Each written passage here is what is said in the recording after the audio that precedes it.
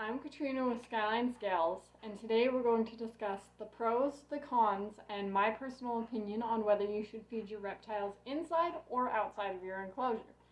Let's get started. A quick disclaimer, I will show multiple times throughout the video different snakes eating their meals, but I will put warnings up as well as the time that you can jump back in after the snake is finished.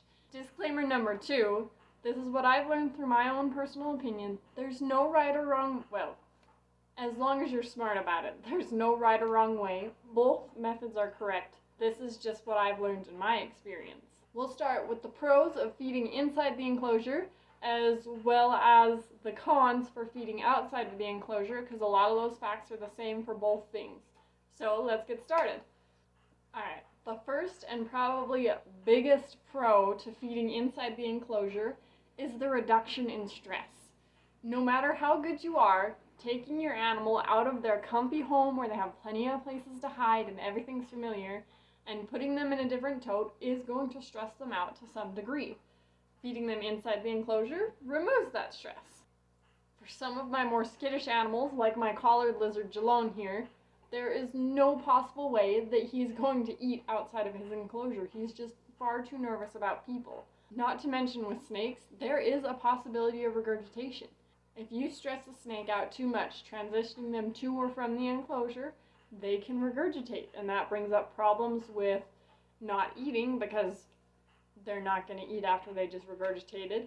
Stomach acid, which can cause issues in their throat and their esophagus, so you need to not feed them for somewhere between 5 and 14 days after they've regurgitated, or else it can cause more damage and more stress. Another pro to feeding inside the enclosure is all the time that you guys will save. Now, it takes me an extra 10 minutes to find the right size tote, make sure it's the right one that's got holes in the lid, and clean it out, wipe it out, make sure it's nice and clean, and to get the snake out into the enclosure. Now, it may not be an issue for those of you that have 1 or 2 snakes, but if you have 5 or more snakes, you're going to have a hard time, and it's going to increase the time that you take to feed your snakes by a lot. Especially for people that breed snakes or have a whole bunch of snakes, that's going to be way too much time to transfer them into a tote and feed them all individually that way. After I find the tote, I clean the tote, and I've wasted the time doing that. Now I have to resituate the inside of their enclosure to find a safe level spot to put their tote, because yes, I have a cat. It's necessary to keep them inside their enclosure even if they're in a tote, just for in case they escape. With my limited number of snakes that I have currently, it still adds probably an additional 30 minutes to an hour onto my feeding time. Also focusing on time, you have to include the time that's needed to give to the animal. And we're mostly focusing on snakes here. So the snake doesn't, gone. No, it takes them 5, 10, 15 minutes to swallow their food depending upon how well you ratio the size. And you have to wait for them to finish. You can't have them strike in the tote and move them out. They're going to let go and panic a little bit, and then you'll have to start the whole process over again. Instead, once you get them in their tote and situated safely, then you have to sit and let them wait. And it's recommended that you let them wait upwards of 30 minutes inside their tote after they've completely finished eating before removing them, so that you don't stress them out too much and possibly make them regurgitate. And this adds another hour or so into my feeding time. Even if I put one in the tote and then move to the next and move to the next and move to the next, one hasn't eaten in time, one's just barely started, the other one hasn't found his food yet, and between all of this, it can add almost 2 hours, and I don't have a whole lot of snakes at the current time. So this increase in time from the totes, whether it's the time that you need to get ready or the time the snake needs to eat, it adds a whole lot of time, and it makes anyone with any large number of snakes, even if it's just 10 snakes or 5 snakes, it makes it almost completely unrealistic. Now, this links into feeding mode, and if you fed your snake a couple of times by now, even if you're new, you probably know how to recognize a little bit of feeding mode and a little bit of how it works. And you may know that feeding your snake, having it finish its meal, doesn't always end feeding mode.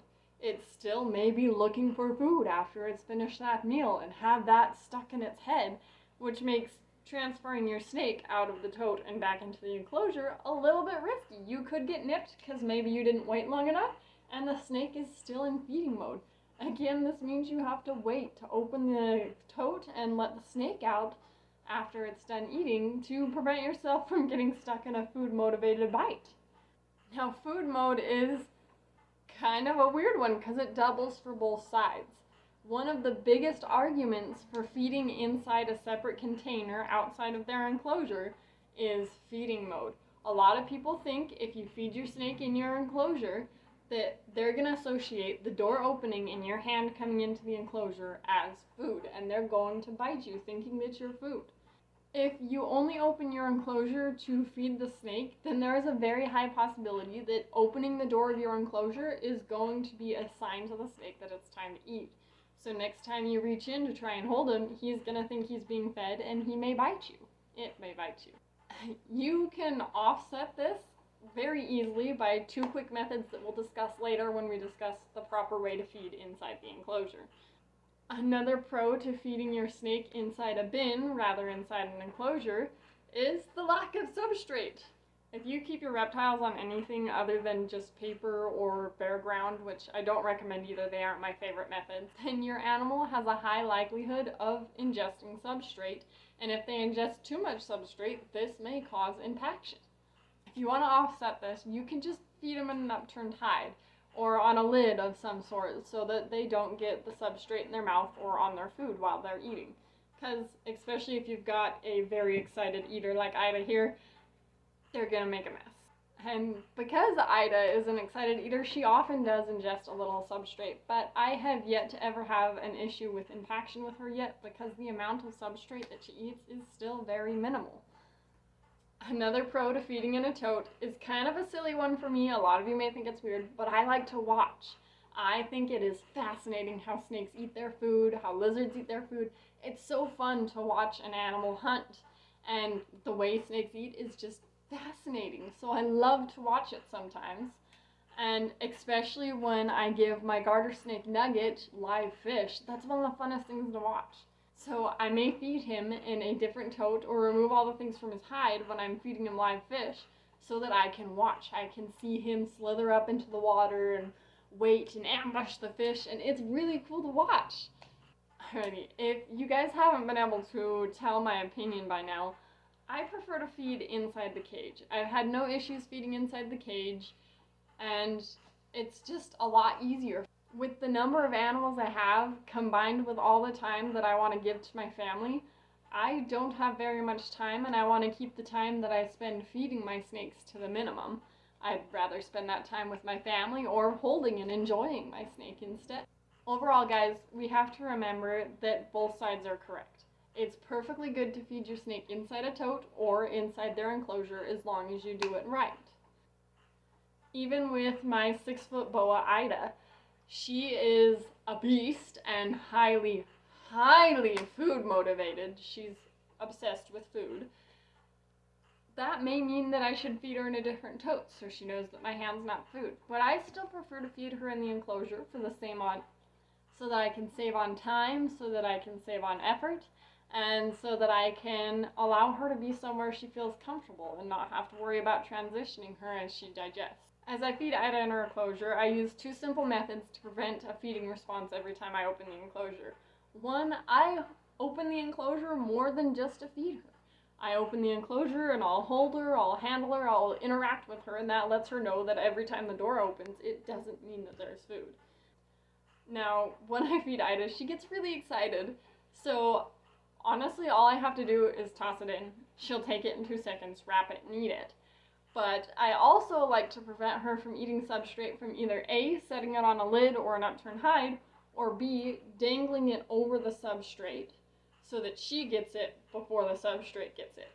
And that prevents a lot of the substrate from initially getting it because she is very fast on her wrap. She'll grab the wrap and wrap it almost before it hits the dirt. And so then it minimizes the substrate, and I've never had an issue with impaction on any of my animals, and I feed most of them inside the enclosures. Despite my preference for feeding inside the enclosure, I do still have an individual and a half that I feed outside of their enclosure in a separate tote. And that's because they are incredibly picky eaters. Both of my ball pythons struggle to eat, and they have a hard time. If they've fasted for 6 to 8 weeks, that's about the time I'll start putting them in a tote. Because if you put them in a tote with their food, they're going to bump into it a lot more often, and they'll be more likely to eat it. Feeding inside a tote was actually a trick that I was taught by a friend of mine to help with Milo here. Now, Milo's only 2, maybe 2.5 feet long. He's pretty small, but believe it or not, he's 5 years old. This is extremely small for a ball python, and it's because he was such a picky eater. He actually has a small deformity on his bottom jaw, which makes it hard for him to eat, and made him a very picky eater. So his previous owners had to assist feed him because he just wouldn't eat in the enclosure, and they didn't know any other methods, and they just often thought it wasn't worth the time because assist feeding is a chore in and of itself. It's a very difficult thing to do, and it's a little nerve-wracking.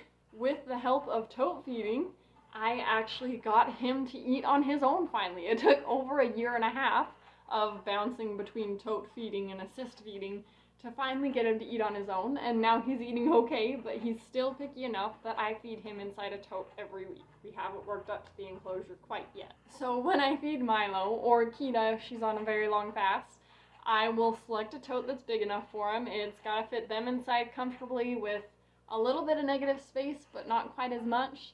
And then I will take the thawed rat and I'm going to place it along a side wall. Now it's important to put it on the side wall because that's where the snake's going to be. They're going to be along the edges and the sides, slithering and looking for somewhere to hide. So that's where they'll bump into it most often. And this has to have a lid on it as well. Please make sure there's a hole in the lid. Do not put them in a box without a hole in the lids. Now, while the mouse unthaws, I am going to wipe out the bin, and I'll find a comfortable place to put it inside his enclosure and set him inside and let him relax for a small amount of time.